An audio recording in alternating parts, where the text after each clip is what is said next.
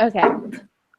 So this week we're doing forensic anthropology, which you guys should know is what I'm studying and what I wish to be as a forensic anthropologist. So first things first is what is forensic anthropology? And the textbook definition is the study of remains or bones in a medial legal context with the goal of having a positive ID. What me and my friends associate with forensic anthropology is that we consider it as the study of death, basically, which is what we're doing. Um, so, first off, there's Thomas Dwight, who's the father of forensic anthropology, and he is the one that actually truly started all of this and seeing that we could use bones and everything to make identifications of people. Uh, in the United States, a case has to be at, it has to be or still is at least 50 years old for it still to be considered forensically significant. In forensic anthropology, as a forensic anthropologist, actually, you have five main objectives for your goal. The first one is to locate and recover the remains, so wherever the crime takes place, and to gather as many bones as possible. The next is to determine a biological profile. The third thing is to determine the trauma. So, how did this person die? What was the cause of death? The next is the post-mortem time. How long has this person been deceased from the, dying? And lastly is a positive identification on the person. A biological profile is something that consists of the inventory of the bones as well as a document of any teeth, inventory, everything that has to do with them. It also will include the height, stature, the sex, and the ancestry of the bones. Now, height is usually used by the long bones, which is taking your femur as well, your femur, your humerus, radius, ulna, and fibula are what the main bones we use to determine height. We don't use your tibia just because that has many different ways than a standard way of actually measuring. And it had shown that there was a difference in measurements, that the person who actually made the standard for measurements actually measured the tibia in two different ways and constantly used those two different ways. So we're not exactly sure how reliable that is. Next, you would use sexing of the bones. So you would look at the cranium as well as the pelvis.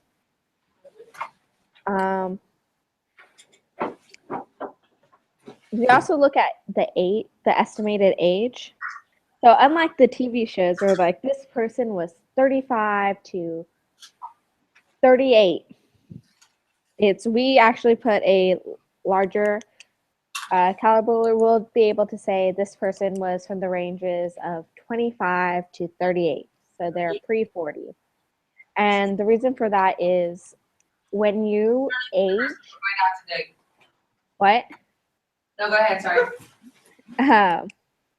And so by looking at age, it's a lot easier to tell a sub-adult the age of than it is to say an adult.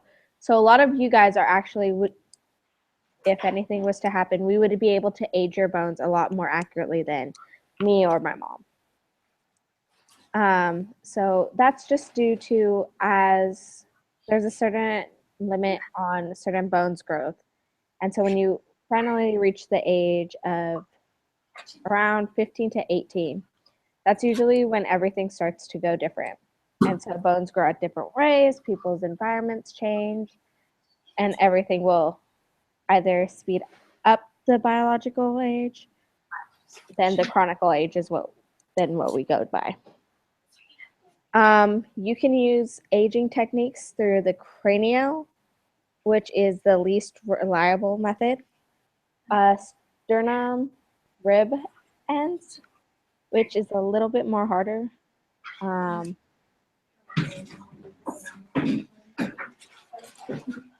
you also use um,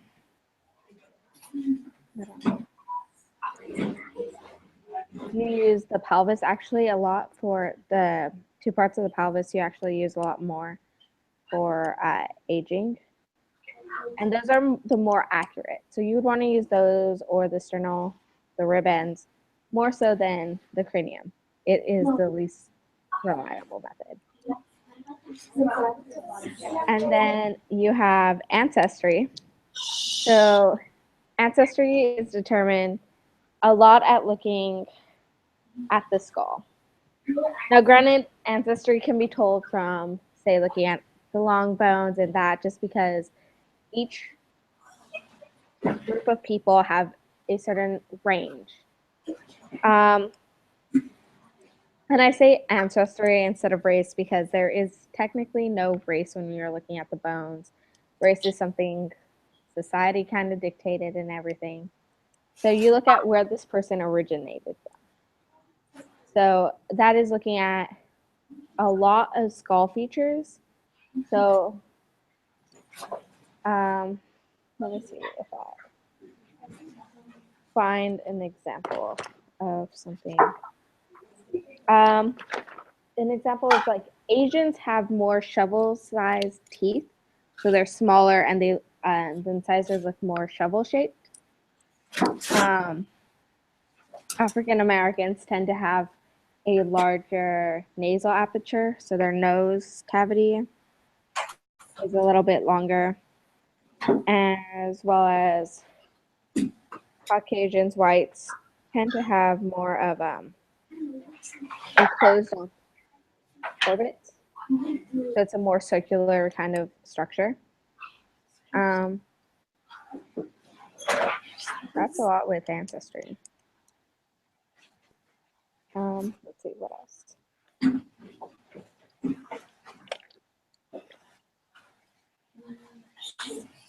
There's three. Well, since we're forensic anthropology tends to deal with death, there's a three set intervals that usually death is considered, especially once it's firstly committed, which is rigor mortis, which is when you die and your muscles all tense up, which is why people always kind of get freaked out because their muscles are just like tense and so they look weird. So like, um, then you have the next would be liver mortis, which is actually the pulling of the blood, which is a great indicator because if you end up moving a body or something after liver mortis has already set, the blood actually won't really move that much from its original spot.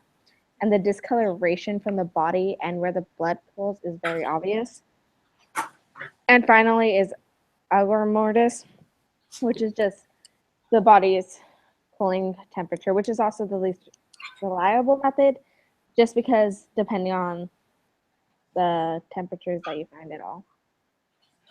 So seeing as you guys are to start actually processing, which is always my fun part of everything, I truly enjoy it.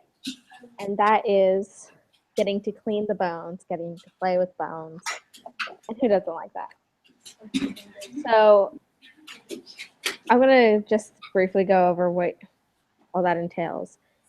So it depends usually on the state of matter you get a body, because in the forensics lab I work with, we get a range from completely utterly skeletalized bones to mummified remains to even, as we like to say, gooey remains. And that's always the funnest one that all of us can't wait to dig into. And not really just because we have to wear suits, which get very hot in a small lab, where our air conditioner is barely functioning. So not usually are the best methods, but so in a case where it's gooey remains, what we do is we'll suit up and we'll actually start removing as much as the gunk we can off the bones. We'll move the bones straight from, we'll be pulling off tissue. We'll have skin slippage, which is the greatest thing to see. And it's one of the few things that actually is kind of gross is watching the skin slip off. And so we'll do that, and we'll tend to move that out of that, and then we'll sift through all the goo to see any artifacts that may. That's not fun either. Then you have mummified.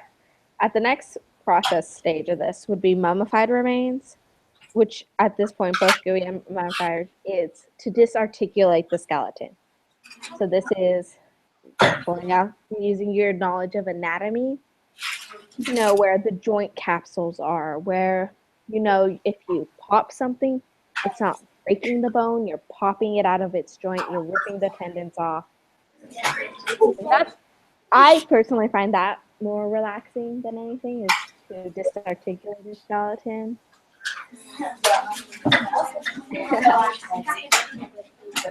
And so once you get all that done, that's a different process. It's once then you basically cook the bones for a while, and then you take the bones out and you start scrubbing away all the tissue, and you'll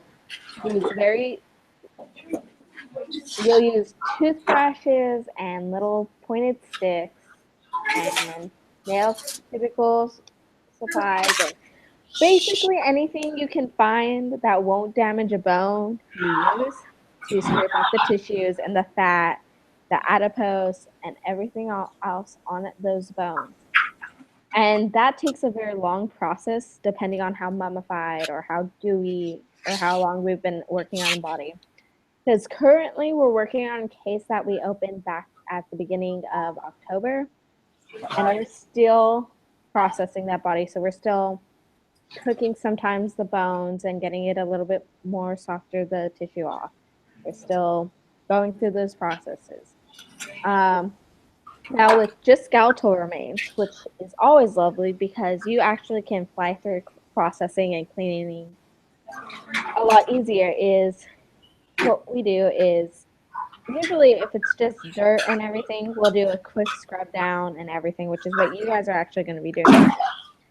So I believe my mom's using the 26 out bins, and she has bins. And so what you do is you'll basically wash the bones. You'll grab a bone. You'll grab a bone, and then you'll have a toothbrush. So they're gonna go dig for their bone right now. And so I have one of you come and show your outfit to Noelle. Complete outfit. Oh, I don't have my complete. Yeah. Okay, so if you go on the robot, Noelle, you can walk out with us. I'm president. Okay. That's a glove. See? All right. Let's go. Let me put the robot on. Hold on.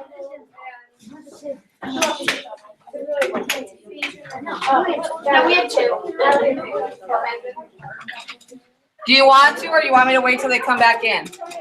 I mean, I don't care. Are you done with the thing? Down with what thing? Okay, so cut off live. Okay, so listen to me and I'll be right back. Hold on. What's happening?